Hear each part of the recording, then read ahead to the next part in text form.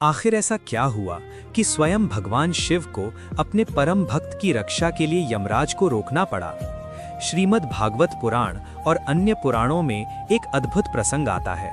प्राचीन काल में एक ऋषि थे मृकंडु।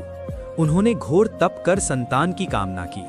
उनकी तपस्या से प्रसन्न होकर भगवान शिव प्रकट हुए और वरदान दिया, तुम्हें एक पुत्र मिलेगा, परंतु दो विकल्प हैं, अल्पायु किंतु अत्यंत तेजस्वी या दीर्घायु किंतु साधारण। ऋषि ने तेजस्वी पुत्र को चुना। इस प्रकार जन्म हुआ महाभक्त मार्कंडेय का। बालक मार्कंडेय बचपन से ही शिव भक्त थे। वे प्रतिदिन शिवलिंग के समक्ष बैठकर ओम नमः शिवाय का जप करते।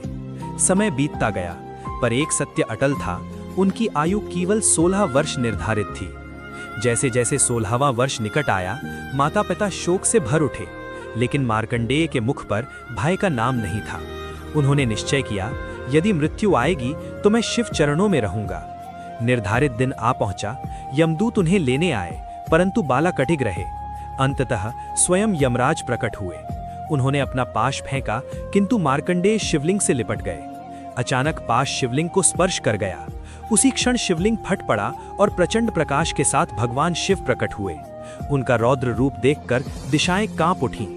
उन्होंने क्रोधित होकर यमराज को ललकारा, मेरे भक्त को छूने का साहस कैसे हुआ? कहते हैं कि उस समय शिव ने यमराज को अपने त्रिशूल से रोक दिया और कुछ क्षणों के लिए मृत्यु का क्रम थम गया। संसार में कोई प्राणी मर ही नहीं रहा था।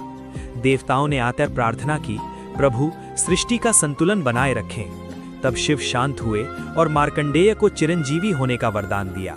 तुम सदा युवा रहोगे और अमर की भांति युगों युगों तक धर्म की रक्षा करोगे। इस प्रकार एक बालक की अटूट भक्ति ने स्वयं मृत्यु को भी रोक दिया। कमेंट में हर हर महादेव अवश्य